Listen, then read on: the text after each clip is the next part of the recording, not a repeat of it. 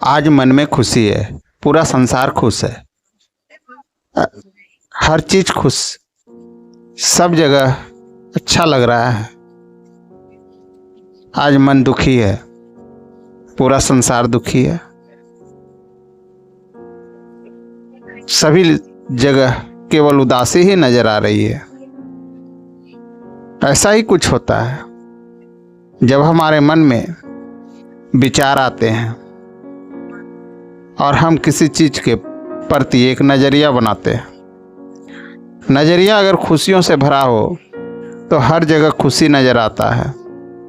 नजरिए में अगर हमारा उदासी हो तो हर जगह उदास ही नजर आता है।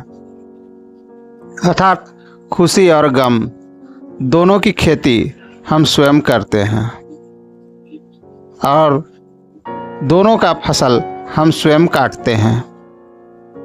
तो जब खेती आप करते हैं, फसल आप काटते हैं, तो भाई खाएगा कौन? तो खुद खाना पड़ेगा। जी हाँ, मैं हूँ शशिकांत शर्मा और आप देख रहे हैं शशिकांत शर्मा चैनल को। तो इसमें आज हम लोग बात करते हैं इसी संबंध में कि खुशी और गम ये दोनों नज़रिया हम स्वयं बनाते हैं और इसी के अनुसार हम अपने जीवन को ढालना चाहते हैं। लेकिन कभी कभी ऐसा होता है कि हमारी नज़रिया कुछ जिम्मेदारी की वजह से बदल जाती है और जहाँ खुशी था वहाँ पर हम लोग कुछ गम सा जो है महसूस करते हैं। आइए ओशो रजनीश से संबंधित एक प्रसंग को जो है आपको मैं सुनाता हूँ। ओशो रजनीश कहते हैं, एक बार अमेरिका का एक युगल जोड़ी घूमने के लिए फ्रांस आया। चूँकि नवविवाहित जोड़ी थी, फ्रांस आने पर उस जोड़ी ने जो है पूरे फ्रांस पेरिस शहर को जो है देखा, पेरिस की प्राकृतिक दृश्य को भी जो है देखा और उसमें उसने कई तरह के अपनी बातों को रखा कि कितना सुंदर मौसम है, कितना अच्छा बादल है, कितना अच्छा पेड़ है, कितना अच्छा पक्षियों का स्वर है। ऐसा कहकर वो पूरे फ्रांस का जो है चक्कर लगाया, पेरिस का जो है चक्कर लगाया। समय बीता, वे लोग वापस चले गए अमेरिका। पुनः यही जोड़ी 30 वर्ष के बाद फिर से पेरिस आई। इस बार इस युगल जोड़ी के पुत्र पुत्री पौत्र आदि हो चुके थे। इस समय उसे पक्षियों की चहचहाट नजर नहीं आ रही थी। इस समय वातावरण का सुंदर दृश्य उसे नजर नहीं आ रहा था। आकाश आज भी नीला था, लेकिन उसे वह नीला आकाश नजर नहीं आ रहा था।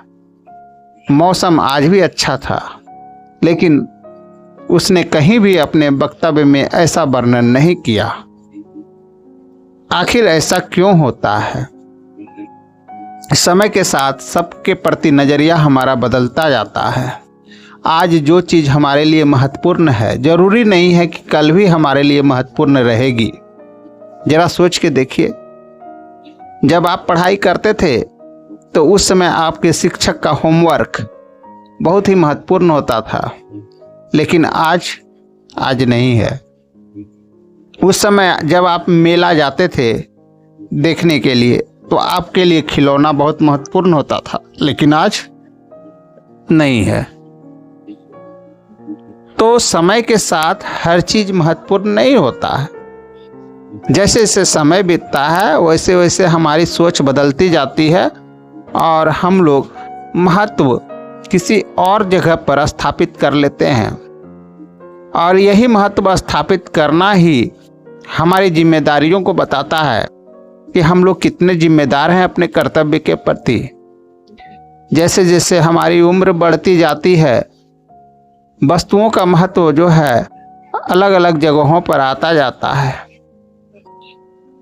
कभी हम लोग अपने समाज में देखते हैं कि हमारा समाज काफ़ी जो है उन्नत है। फिर कुछ समय के बाद इसी समाज को हम लोग कहते हैं कि ये समाज रहने के लायक नहीं है। समाज वही है, आप भी वही है, व्यक्ति वही है, आखिर हो क्या रहा है? हो कुछ नहीं रहा है। बस हमारा नजरिया, सोचने का नजरिया, उस समाज के प्रति जो हमारी सोच थी वो बदल गया। ऐसा ही परिवार में होता है, ऐसा ही घर में होता है, ऐसा ही विश्व में देशों के साथ होता है। सब कुछ वही रहता है, कुछ नहीं बदलता है। बदलता है तो केवल हमारा नजरिया, और हम लोग अपने नजरिए को बदल करके या तो खुश हो जाते हैं या तो फिर गम में चले जाते हैं। आखिर ये खुश होना और गम में जाना हमारे लिए कितना महत्वपूर्ण है? क्या इससे हमारा जीवन संतुलित रहता है? तो इस संबंध में कहा जाता है कि आप जब कोई कर्म करते हैं तो उससे पहले आप कुछ न कुछ उसके विषय में फल को सोच लेते हैं। फल जब आपके अनुरूप नहीं होती है तो आपके मन में उदासी आ जाती है। फल अगर आपके मनोनुकूल हो जाए तो मन सामान्य रहता है, और फल यदि और बेहतर आ जाए तो फिर क्या कहना, आपने तो खुशी की खेती कर ली। इसी प्रकार हम खुशी का कभी खेती करते हैं, कभी गम का खेती करते हैं और फसल को काटते हैं। बस अंतर यही होता है कि आज हम उस स्थान पर हैं जिस स्थान पर कल हम नहीं थे। कल हमारे पूर्वज थे उस स्थान पर, वो जिम्मेदारी निभा रहे थे। आज वो जिम्मेदारी आज हमारे ऊपर आ गई है, रोजी रोजगार करने की। घर में माता है, पिता है, पत्नी है, बच्चे हैं, सबको देखना, सबकी ज़रूरतों को समझना।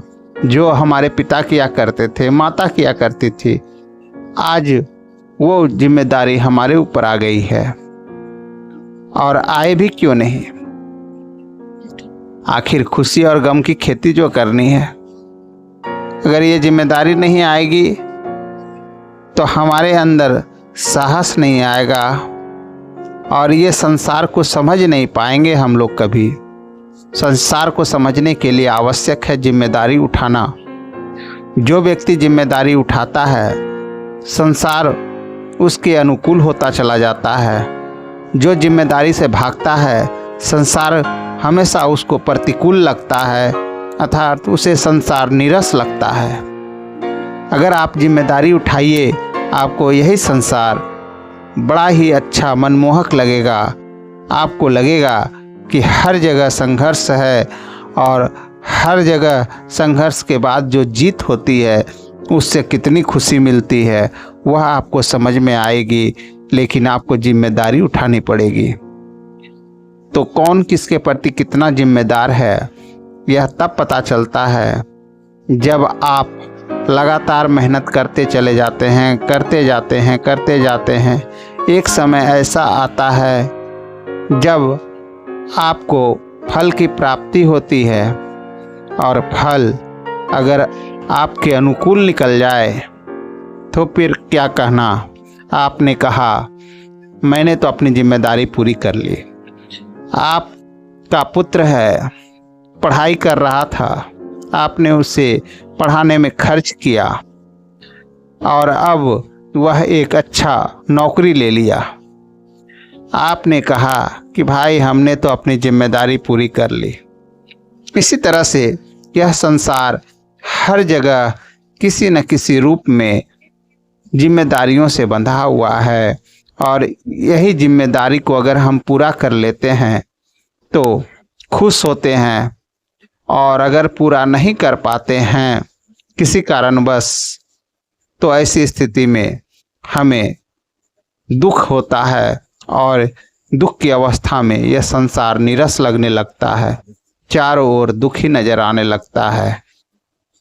तो सुख और दुख दोनों अपने हाथ में है। जरूरत है कि हम इसे कितना समझ पाते हैं। आशा है आप लोगों को यह वक्तव्य, यह प्रसंग पसंद आया होगा। जय हिंद। फिर इसी प्रकार का प्रसंग लेकर मैं आपके समक्ष आऊँगा।